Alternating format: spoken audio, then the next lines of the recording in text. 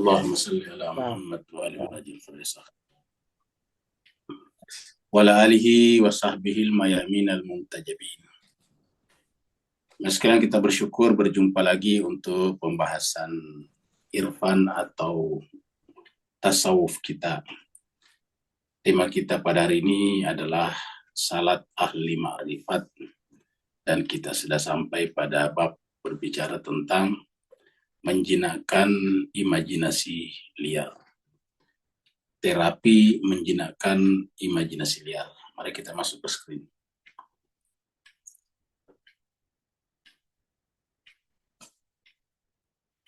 Nah, terakhir ini sampai tanggal 7 Desember ya.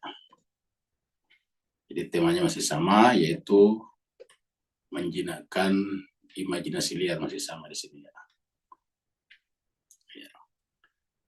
Terapi mujarab imajinasi liar atau menjinakkan imajinasi liar. Dan pembahasan kita terakhir sudah sampai di halaman ini ya, ini halaman 78 ya. Kita review dari sini. Jadi kita teruskan bahwa pesan Nabi itu bukan untuk kehidupan dunia, tapi kehidupan akhirat. Karena untuk kehidupan dunia ini Tuhan sudah memberikan semua alat-alatnya. Untuk mengetahui warna-warni sudah dikasih mata. Jadi untuk kita mengetahui kombinasi warna, keindahan sesuatu karena warna-warninya itu sudah dikasih mata. Untuk mengetahui sesuatu pahit, manis, dan getirnya sudah dikasih lidah. Untuk mengetahui panas dinginnya sesuatu sudah dikasih kulit. Untuk mendengarkan indah tidaknya kicauan burung, maka kemudian Tuhan sudah kasih kepada kita telinga.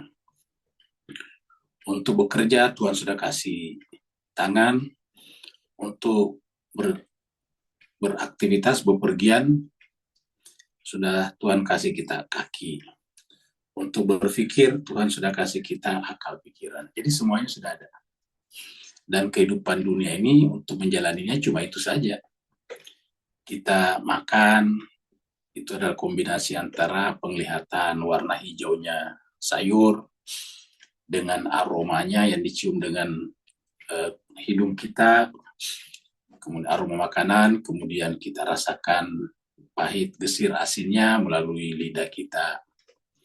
Nah, jadi itulah komentar-komentar orang tentang makanan itu kita dengarkan dari orang-orang sehingga kita sebut sayur ini namanya sayur lodeh, kalau sayur begini namanya sayur asap. Jadi semuanya kita sudah dikasih. Ya.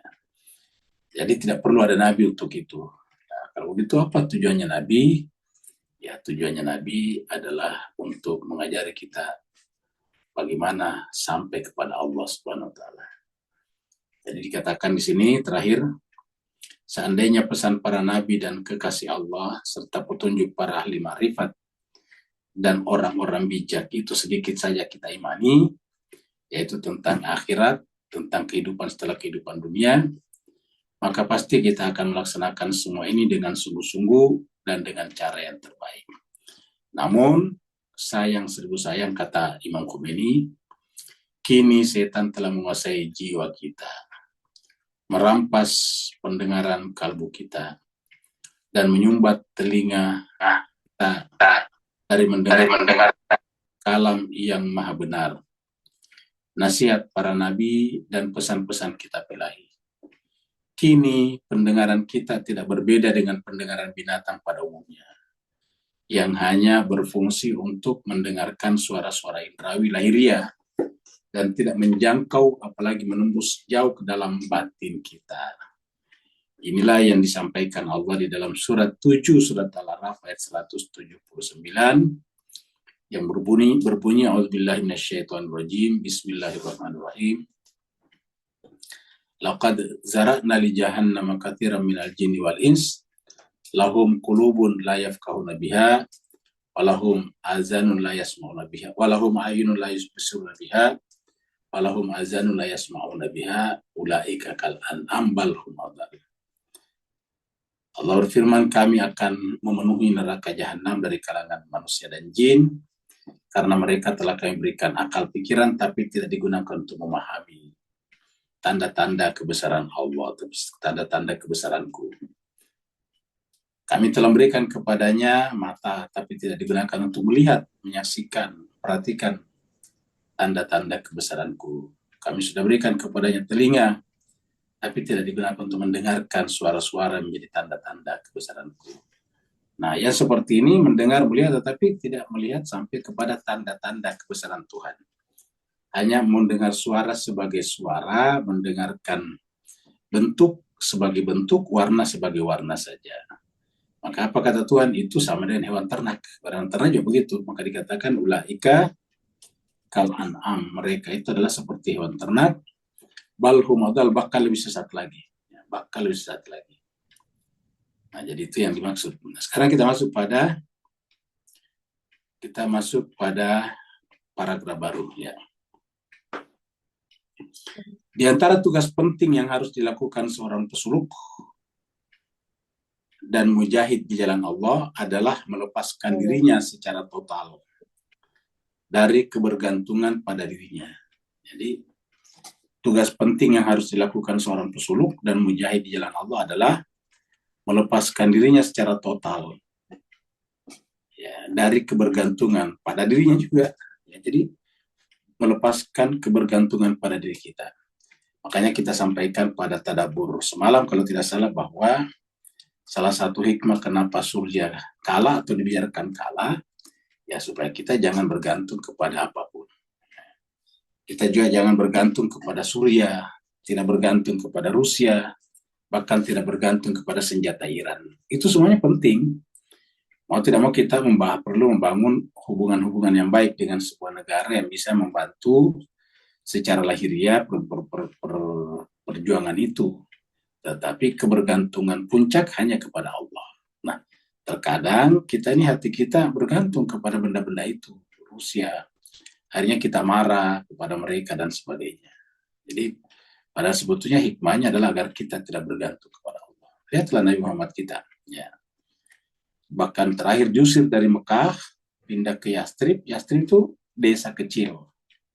Tetapi Tuhan yang memperlihatkan bahwa di dalam ketidakberdayaan itulah ketika mereka berserah diri, mereka menjadi kuat. Ya.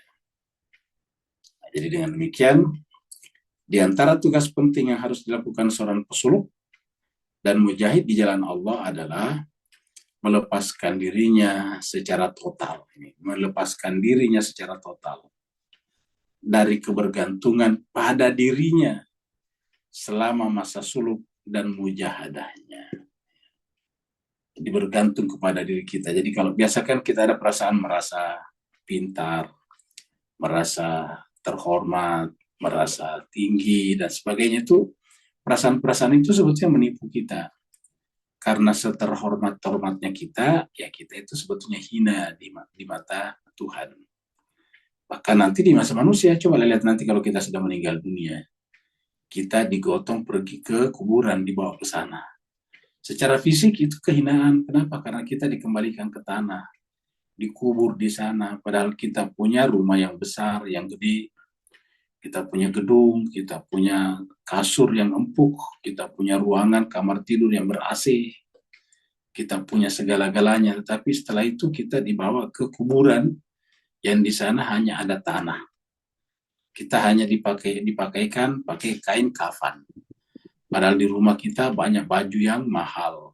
Ada dasi, ada jas, ada sepatu, tetapi kita dibawa ke sana hanya pakai kain kafan. Cobalah Bapak, Ibu, jemaah sekalian bayangkan kalau kita pergi ke acara penting, acara kawinan lah misalnya, kita cuma pakai kain kafan. Dibungkus pakai begitu, gimana perasaannya? Itu rendah kan, hina. Jadi sebetulnya pada saat kita meninggal itu dalam tanda petik sudah dihinakan. Kita tidak punya apa-apa. Jadi makanya dalam Islam itu siapapun yang meninggal harus seperti itu supaya disaksikan, lihatlah mereka tidak punya apa-apa. Kita ini hina, kita ini rendah. Ya.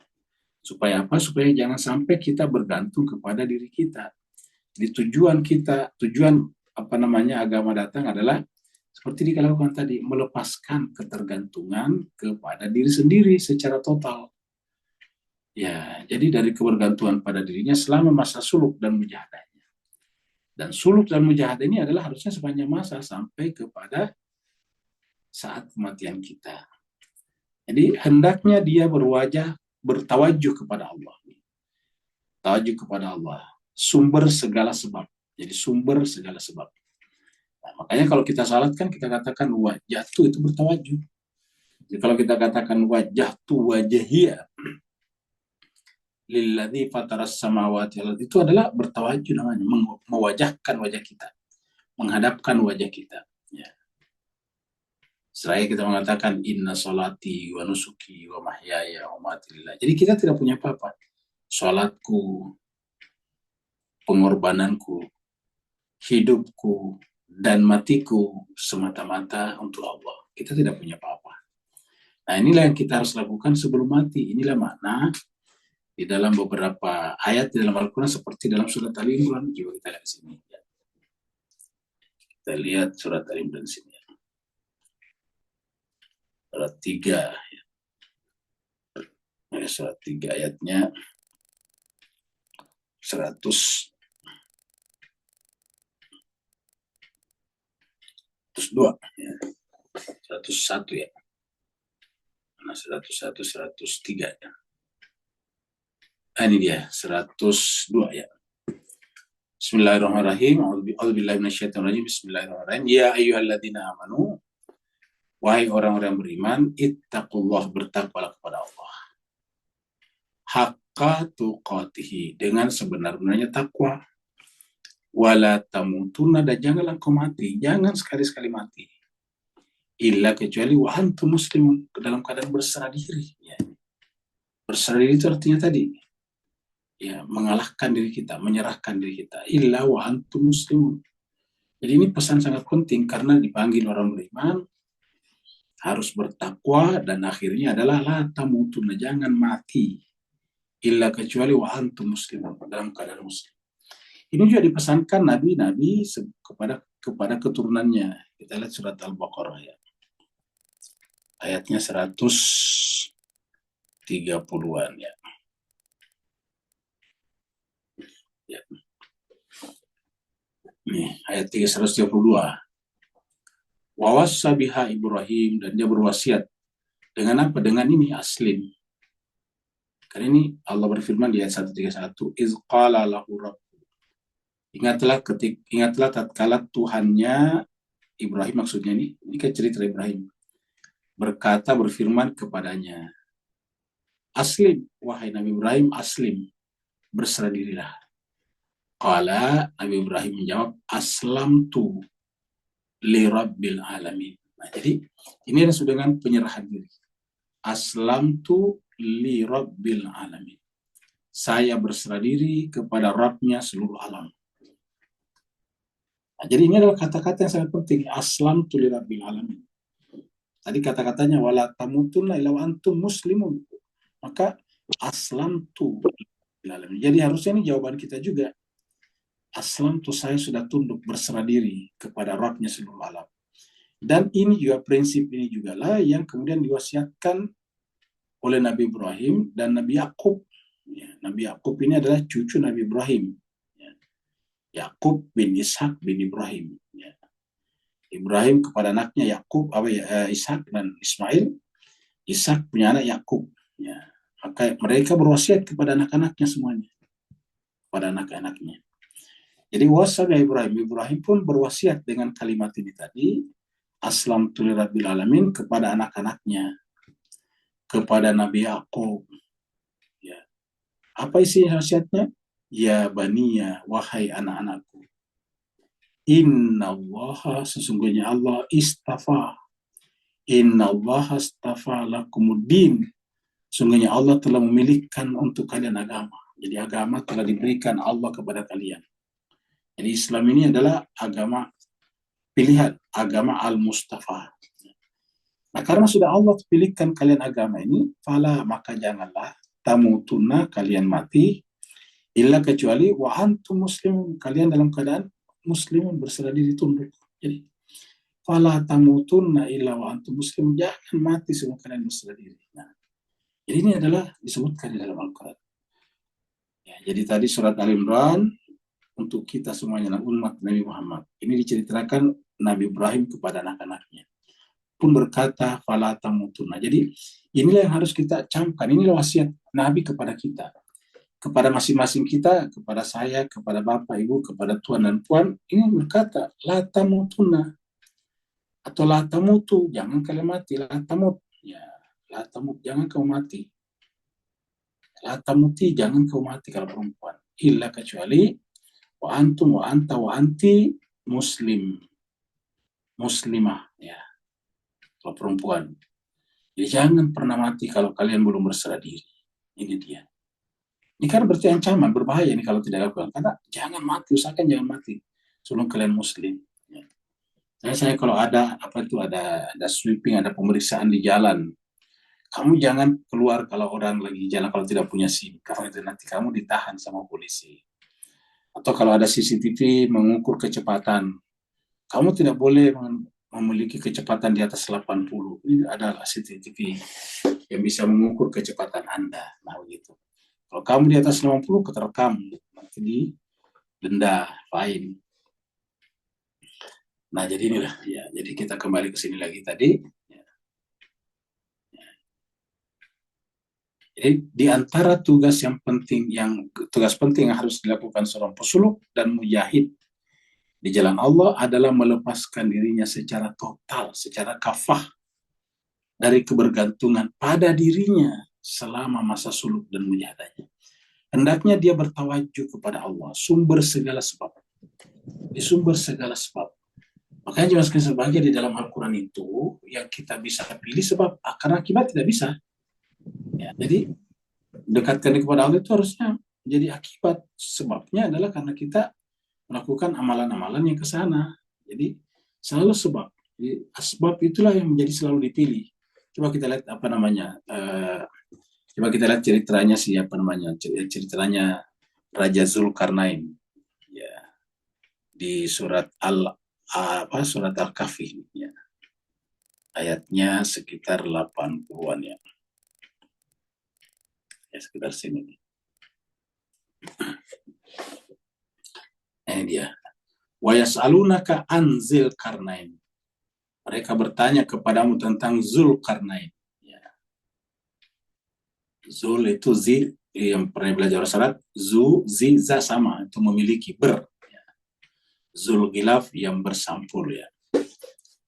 Jadi memiliki karnain. Karn itu adalah tanduk, mempunyai 2 tanduk. Tanduk itu artinya kekuasaan. Qul, katakanlah, jadi mereka bertanya kepada Muhammad tentang Zulkarnain. Nah, ini Nabi disuruh, wahai Muhammad, katakanlah, Qul, katakanlah Muhammad, sa'atlu alaikum minhu zikra, saya akan menceritakan kepada kalian cerita tentang Zulkarnain ini. Ya. Nah, mulai diceritakan Zulkarnain di sini, ayat 84. Inna makanna lahu fil ardi, kami memberikan tempat yang kuat baginya, bagi Zulkarnain di muka bumi, artinya kekuasaan. Kami telah memberikan kekuasaan kepadanya di muka bumi, wa atainahu, dan kami memberikan kepadanya min kulli syai'in, segala sesuatu, sababa, ada sebabnya nih. Jadi ingat, Zulkarnain itu memilih sebab, bukan akibat. Ya. Selalu sebab. Misalnya kita katakan kalau kita mau kenyang, sebabnya kan harus makan. Ya, ingat. Jadi misalnya kita kenyang, ya kenyang harus makan. Makan apa? Masih ada sebab, masih ada, yaitu harus memasak. Kan kenyang kan masak dulu. Masak ya harus ada uang untuk beli beras, itu sebabnya. Uang untuk beli beras harus bekerja, kan begitu. Untuk dapat pekerjaan baik kan harus belajar. Nah, jadi sebab itu sebetulnya mata rantai daripada sebab-sebab. Ya. Jadi selalu yang disebutkan itu adalah sebab. Jadi yang kami berikan kepada Zulkarnain itu sebabnya, bukan akibatnya. Sababa, ya, walaupun diartikan di sini dengan jalan, tapi ini sababa, sebab. Ya. Untuk zamannya asbab. Jadi kami berikan sebab-sebab. Jadi cuma sekalian kalau kita ingin berkuasa juga atau memiliki, kata berkuasa di sini tidak harus jadi raja, jadi presiden, ya. Kalau kita misalnya bisa pergi karena kita punya uang, itu berarti kita berkuasa namanya. Kita pergi dan kita bisa memenuhi syarat, itu berkuasa namanya. Jadi berkuasa itu artinya ada bebas untuk melakukan sesuatu. Begitu ada ketidakbebasan untuk melakukan sesuatu, berarti kita tidak bebas. tidak berkuasa. Jadi itu namanya sebab. Misalnya kita pergian, salah satu sebabnya kan punya uang untuk beli tiket misalnya. Itu sebab. Nah, jadi wa atainahu min kulli syai'in sababa. Kami berikan kepadanya sebab dari segala sesuatu ini. Jadi kalau kita terjemahkan, kami berikan kepadanya sebab segala sesuatu. Jadi sebabnya diberikan, bukan akibatnya. Nah, lalu apa yang dilakukan, diikuti oleh Zulkarnain? Fa'at bahasa bahwa yang diikuti sebabnya, ingat, bukan akibatnya. Jadi yang harus kita ikuti adalah sebabnya. Fa'at bahasa bahwa yang harus kita ikuti adalah sebabnya. Di sini sebutkan jalan, karena sebab itu jalan menuju kepada akibat. Ya. Dan ingat, akibat tidak pernah mengkhianati sebab. Sehingga pilihan kita, free will kita untuk memilih adalah pada sebab. Tidak bisa memilih akibat. Jadi free will itu berlaku pada sebab, bukan pada akibat. Ya. Jadi pada sebab. Yang kita mau pintar ya sebabnya harus belajar. Kita mau banyak uang ya kerja keras, sebabnya begitu. Ya. Hatta idza balaga maghribasy syamsi dan seterusnya. Jadi kita teruskan sampai bahas ini panjang, tapi intinya adalah nanti terus menerus di sini memilih sebab lagi ini. Summa atba'a sababa, mengikuti sebab selalu di sini. Ya. Jadi yang dilakukan Zulkarnain selalu mengikuti, ingat, menempuh, mengikuti, atba itu mengikuti sebab. Jadi yang selalu diikuti, yang dipilih adalah sebab, bukan akibat. Dalam Al-Quran kata akibat juga ada. Jadi Al-Quran itu lengkap, ada sabab, ada akibat. Jadi sebab itu, kalau akibat itu selalu berkaitan dengan misalnya hukuman Tuhan, masuk neraka itu akibat. Itu adalah Al-Quran akibat. Jadi cuma bukan akibat, itu akibat, ainnya panjang. Kalau kita tulis di sini, ya, pasti kita punya ainnya tinggi, jadi akibat. Jadi adalah akibat, ya. Akibat. Ya, ada 35 kali nih, akibat. Nah, akibat banyak. Ya. Sedangkan kalau sababat tadi cuma sedikit, coba kita lihat kalau sababat ini. Kalau akibat 35, kalau sababa ya. Sababa ada cuma 8 ini. Ya, di Al-Kahfi 1, 2, 3, 4, 5, ya, 6. Ini asbab, ini untuk jamaknya. Fil asbab. Ya. Al-asbab jamaknya. Ya, ini asbab juga jamaknya. Totalnya cuma ada 8. Kenapa? Karena satu sebab bisa beberapa akibat. Saya orang jatuh dari gedung yang tinggi, sebab kan akibatnya bisa meninggal, bisa patah, ya, bisa cuma patah maksudnya, bisa juga meninggal. Jadi akibatnya bisa beberapa.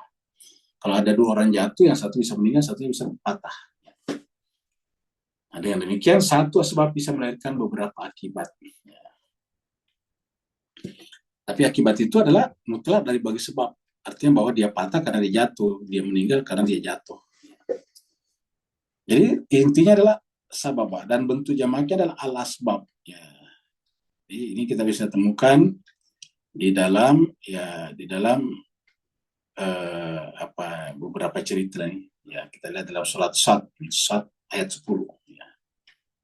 Surat Sad ayat 10.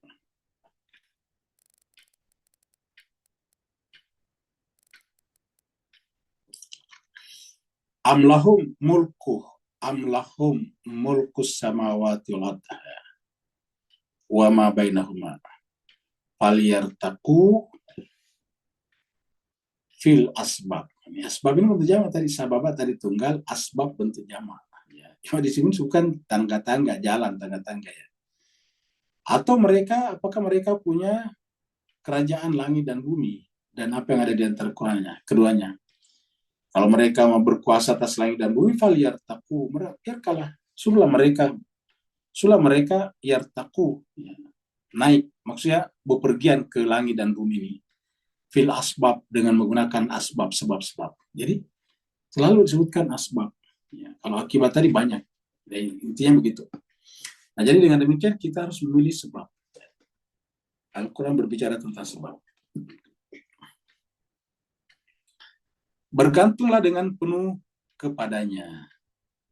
Sedemikian sehingga sifat kebergantungan itu menjadi bagian dari fitrahnya. Jadi bergantunglah dengan penuh kepadanya, sedemikian rupa sehingga sifat kebergantungan itu menjadi bagian dari fitrah dan pembawaannya dalam bersuluk.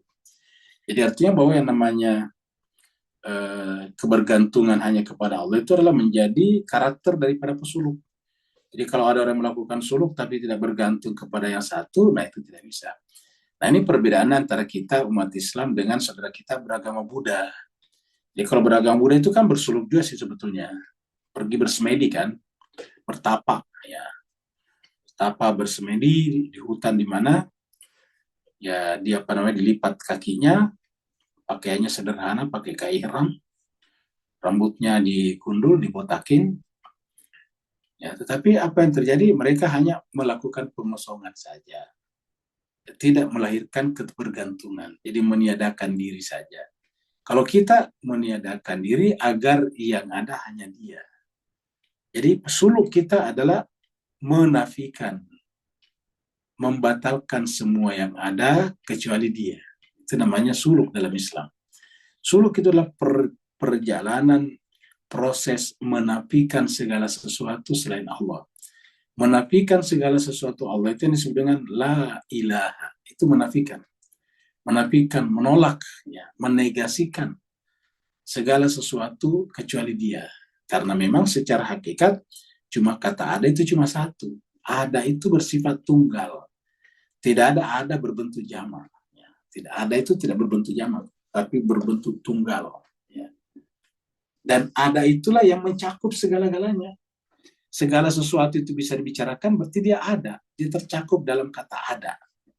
Kalau tidak ada, tidak mungkin dibicarakan. Ya, kenapa dibicarakan? Karena dia ada. Ada di mana? Di pikiran. Ya, ada di alam mental kita, di namanya wujud zihni. Ya. Hendaknya dia juga senantiasa memohon perlindungan dan memelihara atas dirinya kepada Allah. Zat yang maha suci, menambatkan diri pada tali pertolongannya dan merunduk di keharibaannya, terutama di saat-saat kesendiriannya, serta memohon dengan sungguh-sungguh akan kebaikan keadaan pribadinya. Sungguh tiada harapan dan naungan kecuali darinya. Jadi tidak ada apapun juga. Zat yang maha suci, segala puji hanyalah untuknya. Jadi tidak ada. Jadi pujian hanya untuknya. Apa saja, tidak ada untuknya. Jadi inilah yang harus kita lakukan. Jadi orang pesuluk itu melakukan tindakan seperti itu. Ya, jadi inilah tindakannya kalau orang bersuluk. Ya. Nah kalau ini sudah terjadi, nah bisa akan hilang kita punya apa tadi imajinasi liar. Karena disebut dengan imajinasi liar itu adalah hayalan-hayalan kita, imajinasi kita yang berpindah dari satu kata ada tanda petik dengan ada tanda petik yang lain. Kita akan menganggap itu ada. Kita menganggap bahwa jarum itu ada, maka kita mencarinya pada saat sholat. Kita menganggap bahwa uang itu ada, maka kita memikirkannya pada saat kita sholat. Nah gitu. Nah, coba kita menganggap semuanya tidak ada. Ketika kita berpikir semuanya tidak ada, ya tidak ada yang perlu dipikirkan. Jadi kata tidak ada itu adalah meniadakan di alam zihni. Ya, pernah kita sampaikan kata ada itu ada 3 macam. Jadi ada di luar namanya wujud khariji. Ya. Kemudian ada juga di dalam pikiran kita yaitu wujud zihni. Ya. Ada juga di khariji dan di zihni. Ya. Jadi ada di khariji, ada di zihni. Ada di zihni, tidak ada di khariji. Ada di khariji, tidak ada di zihni. Ya. Jadi kan begitu jauh kita lihat di sini. Ya, jadi kita lihat di sini wujud, jenis-jenis wujud. Ya. Jadi wujud. Ya. Cara tentang wujud. Atau kurang lebih kita artikan dengan ada ya. Ini ada. Ya. Kita bikin dulu kategori ya. Ada di luar diri kita namanya wujud luar. Ya. Maksudnya luar diri kita, wujud luar. Namanya wujud khariji. Dari kata kharaja yakhruju itu keluar, khariji keluar di luar. Kemudian wujud mental di dalam diri kita, ya. Dalam diri kita, contohnya misalnya kita bermimpi kan di dalam diri kita terjadi itu. Ya. Atau kita menghayal tadi kan di dalam diri kita. Membayangkan sesuatu kan dalam diri kita itu. Wujud dalam namanya, wujud zihni. Ya. Wujud zihni. Ya. Wujud zihni ya ini. Jadi namanya wujud khariji, wujud zihni. Nah, kita bikinlah kategori 4 tadi sini. Ya. Kita bikin kategori dari sini. Ya, ya satu, ya ada di luar. Jadi wujud zihni punya wujud zihni, wujud khariji. Ya, kita tulis gini. Wujud khariji. Ya. Apa namanya? Ada. Ya. Kemudian wujud khariji plus wujud zihni. Ya, ini ada seperti ini. Ya.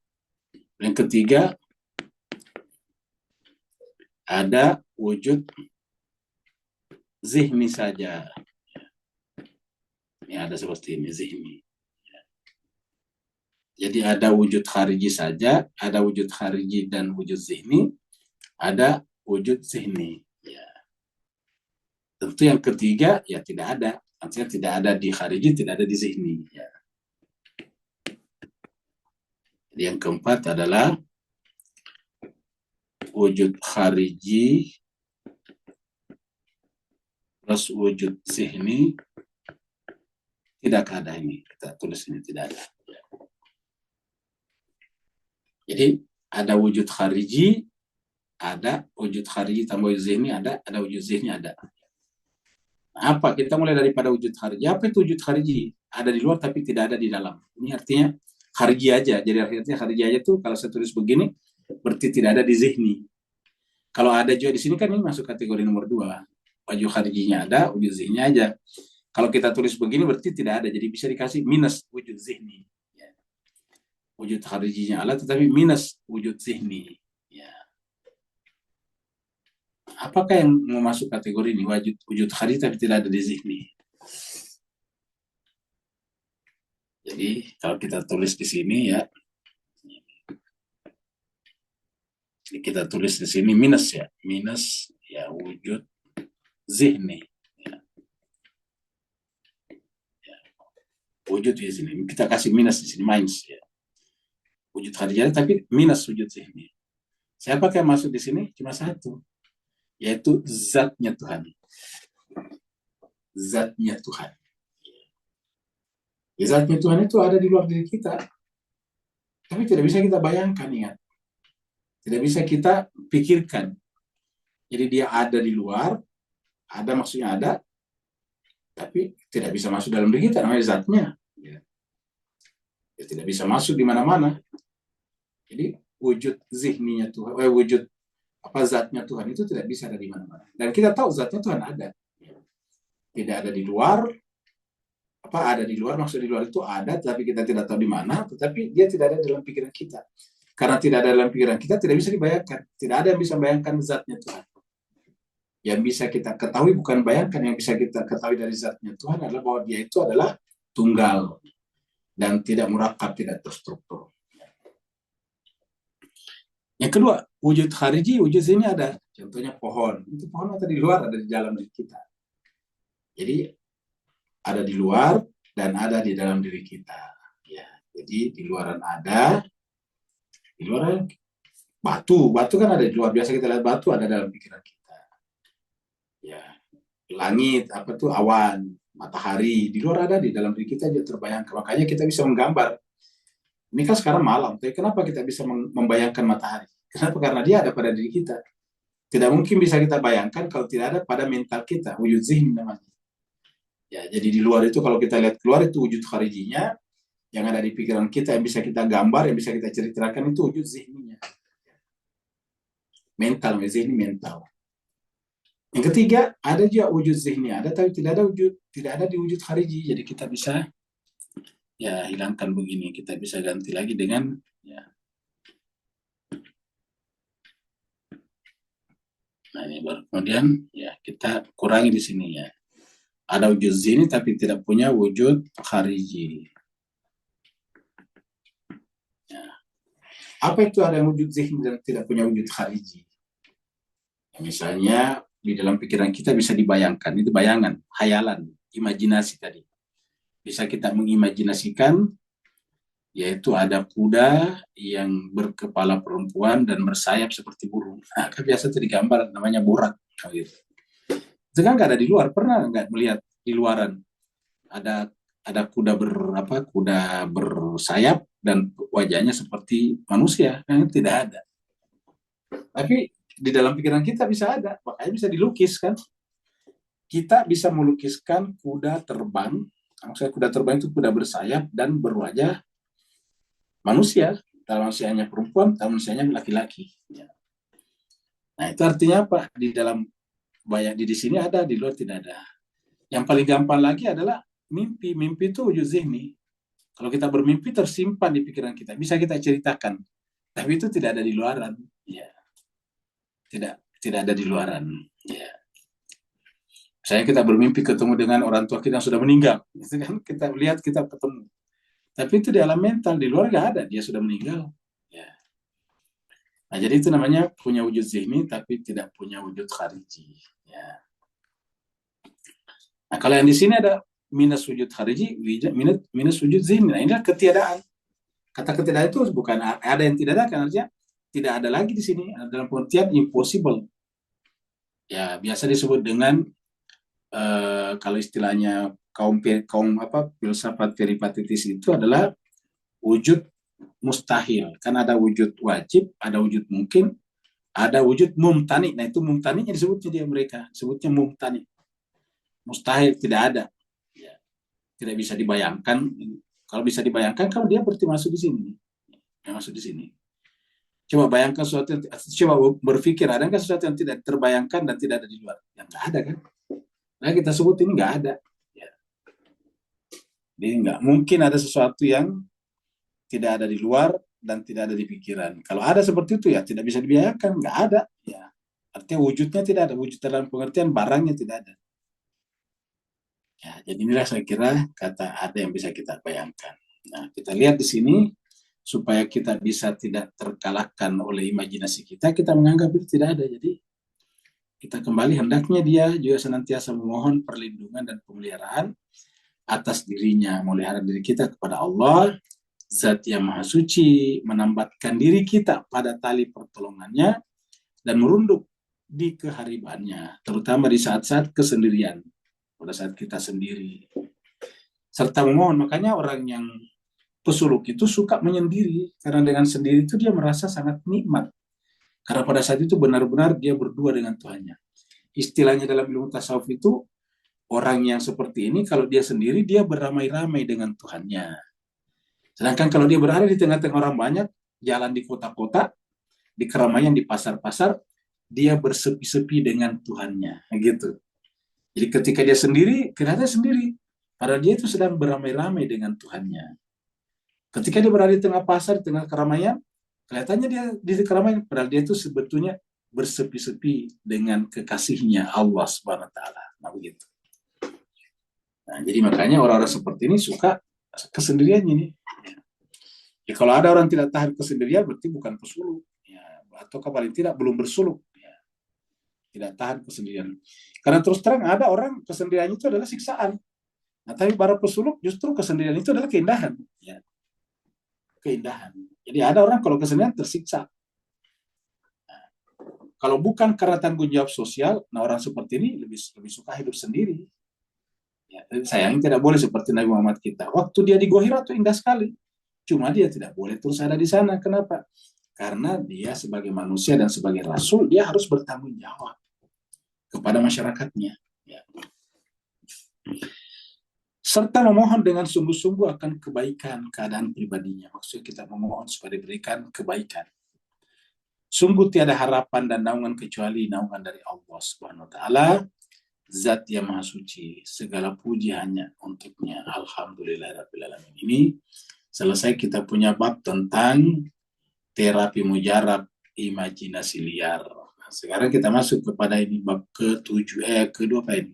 Bab ke-12 ya. Ini 12 kalau begini. Jadi ini bab 12 yaitu cinta dunia. Cinta dunia sumber kealpaan kalbu. Jadi cinta dunia sumber kealpaan kalbu. Nah, sebelum kita tanya lebih jauh kita bahas lebih jauh ini kita sampaikan kita manusia ini biasanya paling tidak suka membicarakan anti cinta dunia gitu karena kita sangat ingin dunia banyak. Ingat kita sampaikan bahwa tidak bolehnya cinta dunia itu bukan berarti tidak boleh punya dunia. Buktinya kan kita hidup ini dunia. Ya. Kalau dikatakan tidak boleh cinta dunia harus bunuh diri kan salah. Ya kita tetap hidup di dunia tapi tidak cinta dunia artinya apa? Ya bayangkan. Apakah dalam hidup kita ini ada yang lebih utama, lebih mendasar, lebih substantif daripada udara? Jawabannya tidak ada. Ya. Kita bisa tidak minum dalam 14 jam. Kalau kita Ramadan berpuasa kan tidak minum 14 jam. Bisa tidak makan 14 jam kalau berpuasa. Tapi kita tidak bisa tidak bernafas. Jangankan 14 jam, ya mungkin 5 menit saya tidak bisa. 5 menit saya tidak bisa. Apalagi 10 menit, nggak bisa. Jadi artinya apa? Yang paling substantif, yang paling mendasar dalam hidup biologis kita adalah udara. Karena itu tidak bisa tanpa udara dalam beberapa menit saja. Ya. Kalau air bisa, tidak ada. Makanan tidak bisa. Bahkan baju juga tidak bisa. Orang pergi berenang kan banyak tidak pakai baju yang sempurna. Jadi orang bisa tidak pakai baju. Tapi orang tidak bisa tanpa udara. Nah, jadi kesimpulannya udara itu kebutuhan mendasar kita. Nah, tetapi pernahkah kita memikirkan udara? Enggak. Tinggal dihirup-hirup aja kan. Jadi kita tidak memikirkan udara, bukan berarti kita tidak butuh udara. Sangat butuh, mendasar, substantif. Tapi nggak perlu dipikirkan, kan sudah ada, tinggal dihirup aja. Tinggal dinafasin aja. Kita tinggal sedot pembuangannya, hasil prosesnya, hasil pembakarannya dibuang keluar. Begitu. Tarik masuk oksigen, dihembuskan keluar karbon dioksida, CO2. Cuma begitu saja. Ya. Nah, jadi, tetapi tidak ada di pikiran kita. Nah, kalau yang paling substantif saja bisa, harusnya bisa juga yang lain.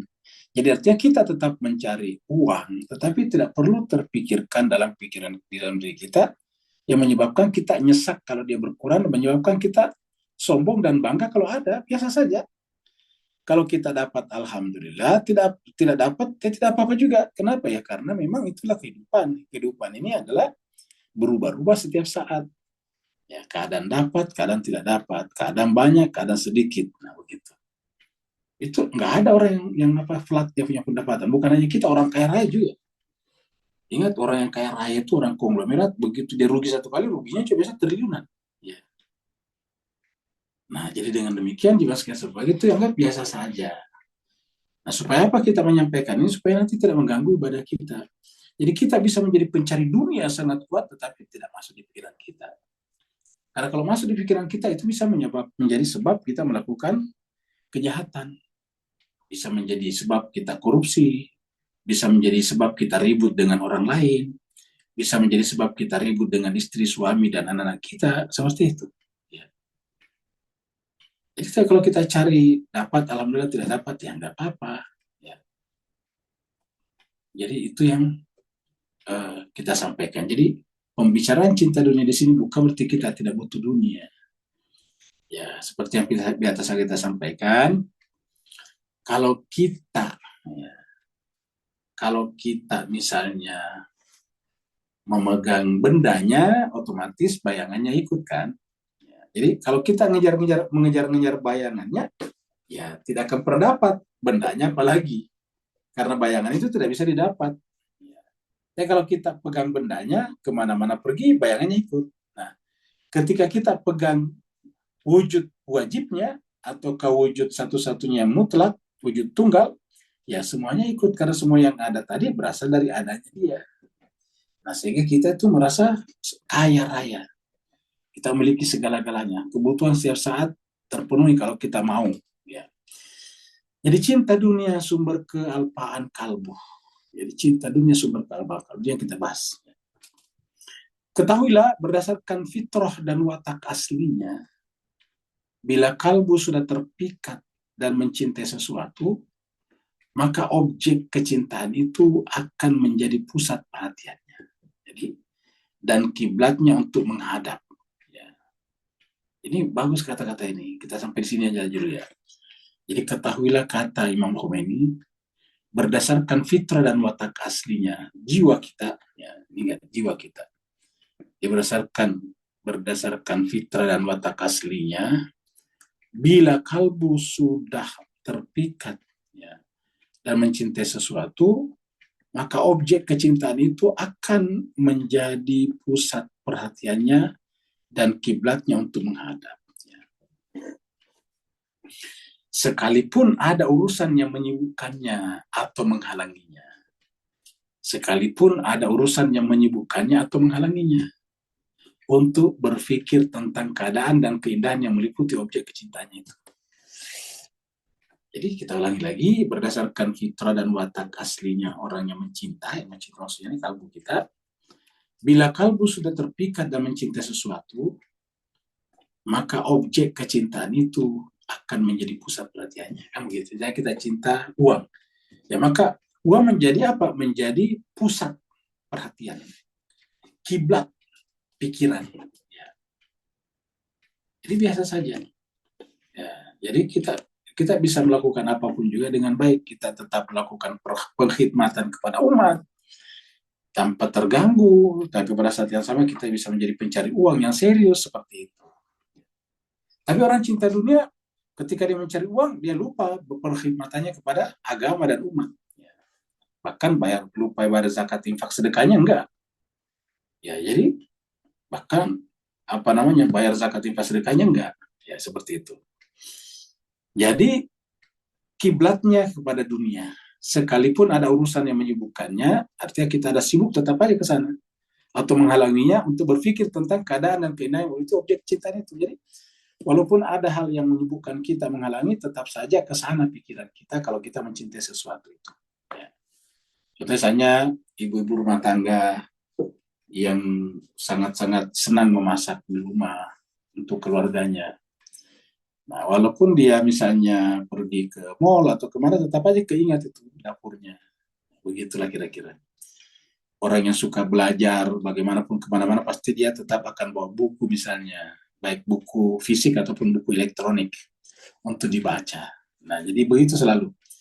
Orang yang suka menjaga kesehatannya, kemana-mana pergi pasti bawa obat misalnya, atau selalu bawa alat pakaian untuk training untuk jogging misalnya, seperti itu. Jadi kemana-mana saya pergi pasti akan seperti itu. Ya. Para ahli makrifat dan pemilik jazbah ini tarikan, jazbah ilahi, tarikan ilahi, yang berkalbu kuat dan memiliki jazbah dan cinta ilahi yang tinggi, senantiasa menyaksikan keindahan sang kekasih. Jadi mereka sudah memiliki jazbah, yaitu bahwa kecintaannya, kerinduannya kepada Tuhan sudah sangat tinggi, maka senantiasa menyaksikan keindahan sama kekasih. Ya. Jadi senantiasa, ya. Jadi tadi nih, pemilik jazbah yang berkalbu kuat dan memiliki jazbah dan cinta ilahi yang tinggi, senantiasa menyaksikan keindahan sang kekasih. Keindahan sang kekasih pada setiap cermin atau bayangan dan kesempurnaan objek cintanya. Ingat, besar objek cintanya pada setiap wujud, pada setiap mewujud. Ingat, bukan wujud, mewujudnya. Mereka kemudian berseru mengikuti ucapan Imam Ali bin Abi Thalib, karramallahu wajhah, tiada kulihat sesuatu melainkan kulihat Allah. Nah, ini dia kata-kata Imam Ali nih. Ya. Tiada ku lihat sesuatu, ya. Tiada kulihat sesuatu melainkan yang kulihat adalah Allah di dalamnya dan bersamanya. Ya. Tiada kulihat sesuatu atau saya tidak melihat sesuatu melainkan aku melihat Allah di dalam sesuatu itu dan bersamanya. Ya. Seperti itu. Jadi artinya apapun yang kita saksikan Allah. Ya, hakikatnya. Jadi kayu itu bukan Allah, tetapi kita seakan-akan menyaksikan Allah di sana karena itu kan adalah kita dulu menyebutnya sidik jarinya, jempolnya. Adalah sidik jari Tuhan di sana. Karena kan kerjanya Tuhan, kreasinya Tuhan. Dan kreasi Tuhan tidak pernah berpisah dengan Tuhannya. Jadi kreasi tidak pernah berpisah dengan kreatornya. Ya. Jadi selalu bersamanya. Seperti mana segala sesuatu yang kita lihat pasti tidak pernah berpisah dengan cahaya. Karena begitu berpisah dengan cahaya, dia tidak kelihatan, dia hilang. Maka segala sesuatu yang kita sebut ada, pasti dia menerima sinar cahaya dari yang maha ada. Tidak pernah ada perpisahan.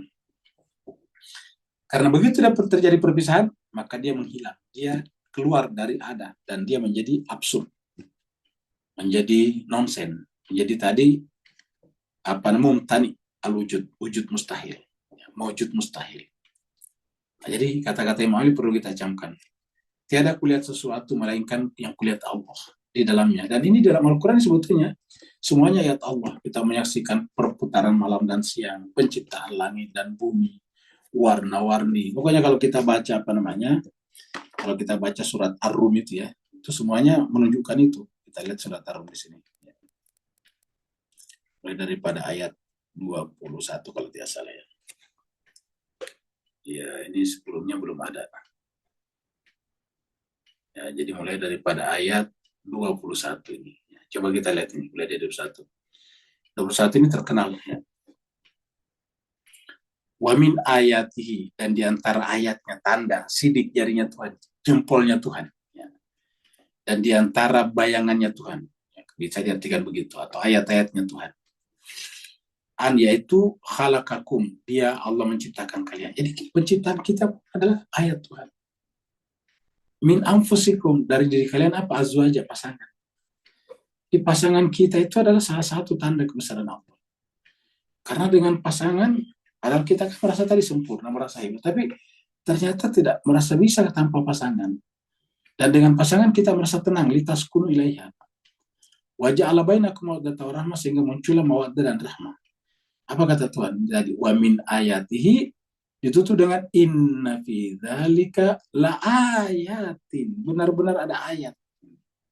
Liqaumi yatafakkarun, bagi mereka yang tafakkur, yatafakkarun, berpikir. Jadi dimulai dengan wa min ayatihi, ditutup dengan la ayatin liqaumi yatafakkarun. Berikutnya ya begitu nih. Ayat 22. Wa min ayatihi, dan diantara ayat tanda kebesaran Tuhan adalah khalqus samawati, penciptaan langit dan bumi. Kalau tadi di atas ini adalah pasangan, azwaj. Penciptaan langit dan bumi. Waqtilafu alsinatikum, perbedaan bahasa kalian. Wa alwanikum, perbedaan warna kulit kita. Kita sama-sama manusia, isi kepalanya sama, tetapi warnanya berbeda-beda. Ada coklat, ada kuning, ada putih, ada merah, ada yang hitam, dan sebagainya. Apa kata Allah? Inna fi dzalika, semuanya pada demikian itu la ayatin, benar-benar ada ayat. Lil alimin, bagi orang yang mau mengetahui, berilmu. Alim itu orang berilmu, alim. Untuk zamannya ulama. Yang di atas tadi liqaumi yatafakkarun. Kalau di sini lil alimin. Wa min ayati, dan di antara ayat-ayatnya manamukum billali, tidurmu di malam hari. Tidur tanda kebesaran Allah. Warna hari, tidur siang hari. Pokoknya intinya di sini tidur pun adalah tanda kebesaran Allah. Wa batigaukum min fadli, dan mencari karunia Allah. Makanya mencari karunia Allah itu termasuk ayat kebesaran Allah. Mencari nafkah. Inna fi dzalika, sungguhnya pada demikian itu la ayatin, benar-benar ada ayat, liqaumi yasmaun, bagi kaum yang mendengar. Jadi dimulai dengan min ayatihi, ditutup dengan inna fi dzalika la ayatin liqaumi yasmaun, benar-benar ada tanda kebesaran Allah bagi kaum yang mau mendengarkan. Nah, berikutnya masih ada nih, sudah berapa? Wa min ayati, dan di antara tanda kebesaran ayatnya, yurikumul barakah, kilat. Jadi kilat tanda kebesaran Tuhan. Ya khaufan, yang menimbulkan takut, kaget. Tapi pada saat yang sama wataman, harapan. Kenapa takut? Takut terkena halilintar, terkena petir, kaget, suaranya sangat besar, menggelegar. Tapi kita ada harapan di sana, yaitu akan datang hujan yang akan menyirami tanaman kita, pertanian kita, memenuhi kebutuhan hidup kita. Wa yunazzilu minas sama'i ma, lalu kemudian dia menurunkan dari langit air. Jadi siklus juga ini. Ya, barakah ini ternyata menjadi tanda akan datangnya hujan, karena ketika terjadi barakah itu ternyata terjadi kondensasi, terjadi perbenturan, pertemuan antara awan yang bermuatan negatif dan positif. Wa yunazzilu minas sama'i ma, setelah itu turunlah air dari langit.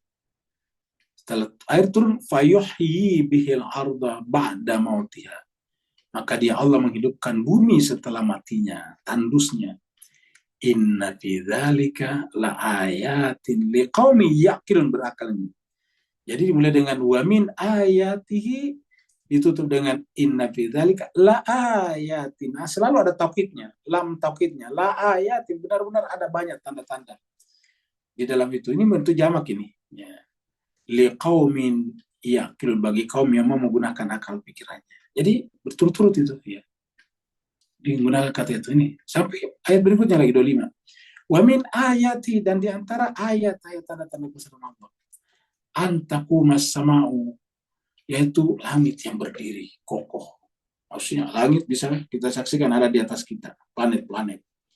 Wal ard, dan bumi, semuanya eksis bi amri, atas amarnya Tuhan. Summa, kemudian idza da'akum, ketika dia memanggil kalian, da'akum, ketika dia Allah yang pemilik ayat ini memanggil kalian dakwah dengan panggilan minal ard, dari bumi, maksudnya itu nanti pada saat hari kiamat, idza antum tukhrajun, kalian semuanya kembali.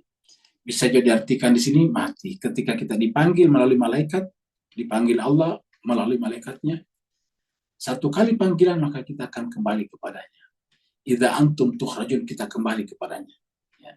Kita keluar dari bumi ini, kita keluar dari kehidupan ini dan kembali kepadanya. Bisa juga keluar dari alam kubur kita, bangkit di padang mahsyar. Tapi itu adalah semuanya adalah min ayatihi. Ya. Jadi ada beberapa kali muncul kata min ayati di sini sampai ayat 25. Ya. 21, 22, 23, 24, 25, 5 ayat. Selalu muncul dengan kata min ayat. Ini baru saudara banyak lagi di tempat lain, tapi yang berturut-turut adalah ini. Ya.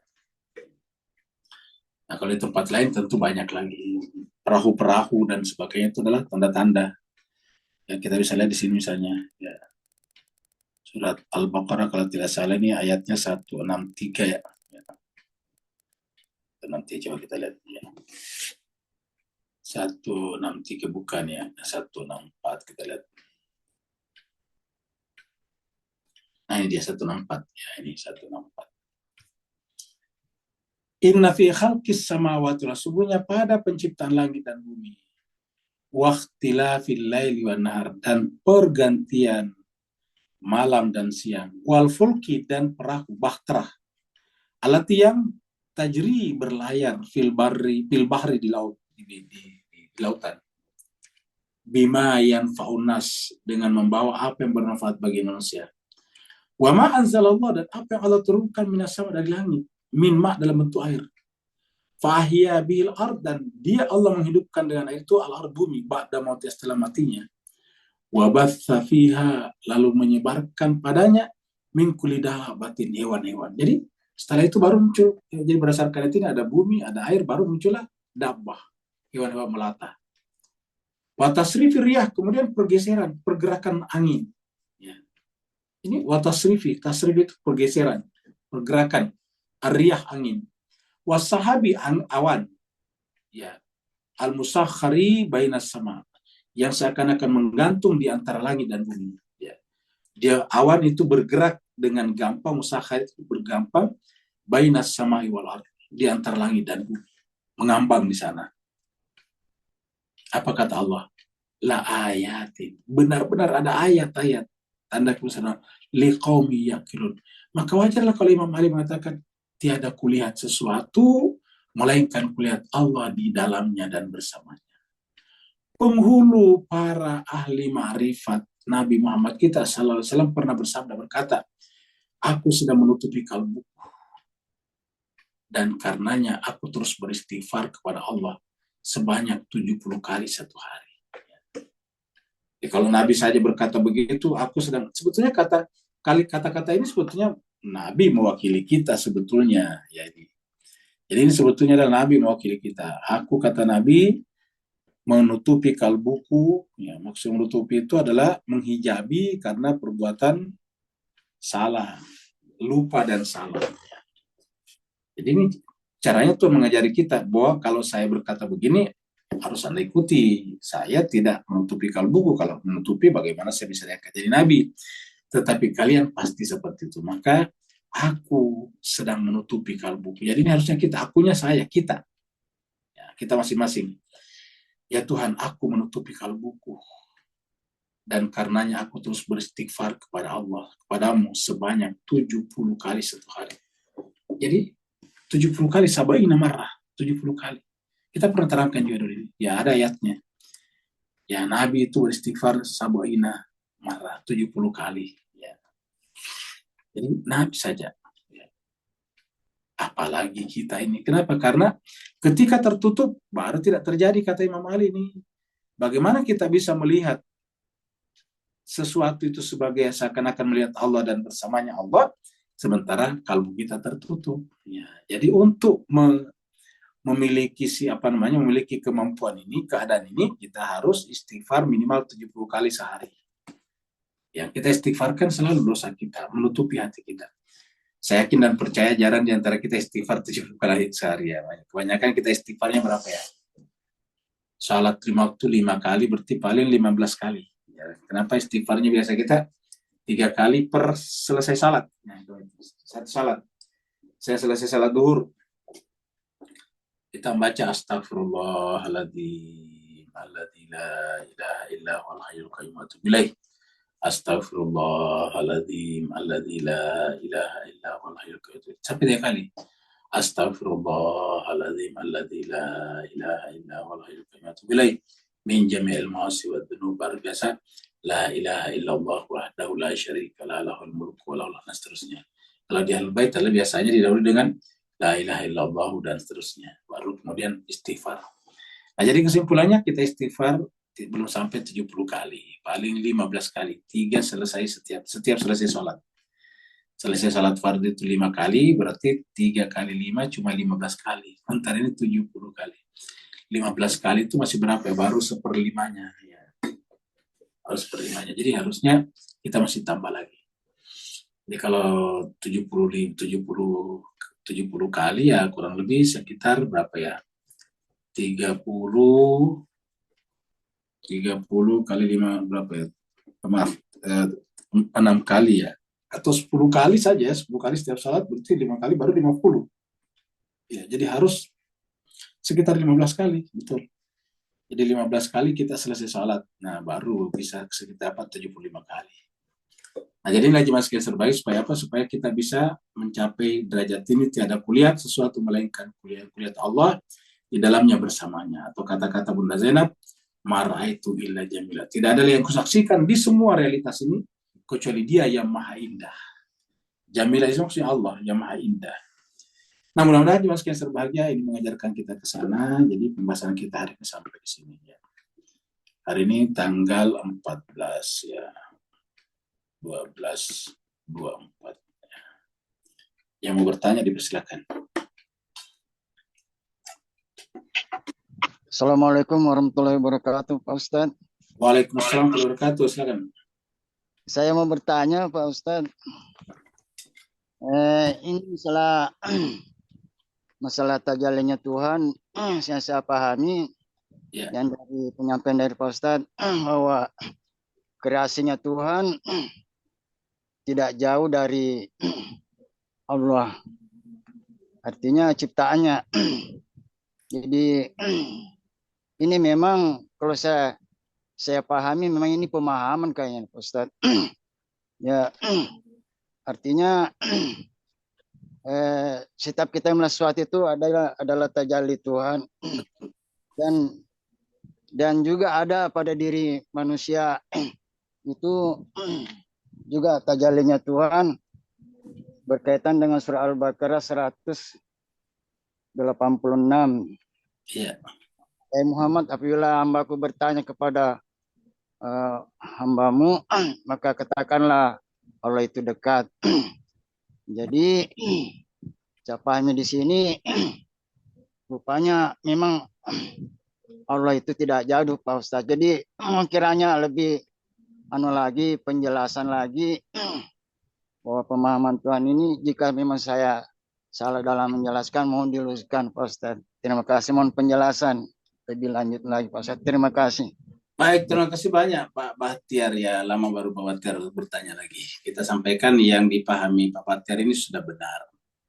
Jadi apapun juga, baik tadi yang khariji, yang zihni, atau dua-duanya, itu adalah merupakan tajalli daripada Allah Subhanahu wa Ta'ala. Tidak ada satupun yang ada, yang muncul, yang menjadi nyata, real, kecuali itu adalah tajalli, manifestasi, perwujudan daripada Allah. Tapi ingat, sesuatu itu bukan Allah, tapi perwujudan. Karena namanya kreasi ciptaan itu adalah dalam hubungannya dengan penciptanya, kalau Tuhan itu tidak berpisah. Jadi kita sudah berikan satu contoh seperti cahaya. Kalau kita melihat tembok itu kan sebagai tembok, padahal sebetulnya salah kita. Yang kita lihat itu sebetulnya adalah manifestasi cahaya melalui tembok. Jadi kalau kita menyaksikan misalnya tembok atau tirai, sebetulnya tidak ada tembok atau tirai yang berwarna. Ya, kalau kita pelajari ilmu fisika, yang ada adalah cahaya, tapi kita tertipu seakan-akan kita katakan, aduh indah sekali tembok berwarna pink itu. Nah, padahal tidak ada tembok, tidak ada kain tirai yang berwarna pink. Tidak ada. Buktinya begitu gelap, ya tidak ada warnanya keluar. Kalau dia berwarna, ya tetap gelap, dia tetap keluar. Kapan dia muncul warnanya? Ketika kena matahari, kena cahaya. Nah, berarti yang mendatangkan cahaya pada benda itu adalah cahaya, bukan temboknya. Tetapi itu tadi kita tertipu. Nah, begitu juga kita tertipu melihat benda-benda atau hal-hal di sekitar kita, menganggap itu sebagai sesuatu yang berdiri sendiri, indah dengan sendirinya, kuat dengan sendirinya, pokoknya semuanya dengan sendirinya. Padahal itu hanya merupakan manifestasi saja dari penciptanya. Jadi apapun di dalam ilmu tasawuf, sesuatu itu biasa juga disebut dengan mazhar, tempat penampakan. Di tembok tadi itu tempatnya cahaya menampakkan dirinya. Karena cahaya tidak bisa kita lihat, nggak ada yang bisa lihat cahaya. Udara saya tidak bisa lihat, ingat, cahaya lebih halus daripada udara. Udara tidak kelihatan, apalagi cahaya. Nah, kapan bisa lihat cahaya? Ketika dikena tembok. Tembok kita lihat, maka tembok itu adalah cahaya, caranya cahaya memperlihatkan dirinya. Maka di dalam ilmu tasawuf, apapun yang kita saksikan ini adalah merupakan mazhar. Mazhar itu tempat menzahirkan diri. Dari kata zahir, mazhar tempat zahir. Yang biasa diterjemahkan dengan lokus. Itu adalah lokus. Ya. Lokus keberadaan Tuhan. Jadi seperti itu. Sama dengan kalau kita menyaksikan sidik jari. Ya, itu bukan orangnya, tapi sidik jarinya. Tetapi sidik jari menunjukkan orangnya. Nah, ya, jadi seperti itu. Jadi saya kira apa yang disampaikan Pak Bahtiar tadi sudah benar. Kalau kita sudah memiliki keyakinan atau pemahaman seperti ini, berarti kita tidak pernah lagi merasa berpisah dengan Tuhan. Tidak pernah lagi muncul kata-kata, waduh kok kayaknya Tuhan jauh dari saya. Nah, kalau ada kata-kata seperti itu, dia tidak paham, belum ma'rifat namanya. Nah, dan siapa yang sudah pemahamannya seperti Pak Bahtiar tadi, maka akan dengan gampang memahami tadi surat Al-Baqarah ayat 186. Itu tadi surat Al-Baqarah 186, ketika Allah mengatakan, wa idza sa'alaka ibadi anni fa inni qarib ujibu da'wata da'i zada'an falyastajibuli wal yu'minu bi la'allahum yarsyudun. Wa idza sa'alaka ibadi, apabila hamba-hambaku bertanya kepadamu anni tentang aku, fa inni qarib, aku dekat. Nah, kata dekatnya Tuhan di sini jangan kita bayangkan dekatnya kita dengan tembok. Kata dekat itu artinya tidak berpisah. Ya. Itu dekat di situ simbolik saja. Kenapa? Karena Tuhan itu kan tidak terikat ruang waktu. Nah, kalau tembok dengan kita, tembok terikat ruang, kita terikat ruang, ya tentu ada jarak. Tetapi kalau dengan Tuhan tidak ada jarak, karena Tuhan tidak terikat oleh jarak, oleh ruang. Maka kata-kata qaribnya Tuhan itu artinya tak pernah berpisah dengan kita. Istilahnya tadi, selalu bersama dengannya. Itu saya kira Pak Bahtiar benar. Ada lagi yang lain pertanyaan? Terima kasih Pak Ustadz. Sama-sama Pak Bahtiar. Ada lagi yang lain? Kalau tidak ada, berarti kita akhiri sampai di sini. Terima kasih banyak atas perhatian Bapak Ibu sekalian. Mohon maaf atas segala kekurangan. Wa'alaikum minkum. Wassalamualaikum warahmatullahi taala wabarakatuh. Waalaikumsalam Waalaikumsalam warahmatullahi warahmatullahi wabarakatuh. wabarakatuh. Terima kasih.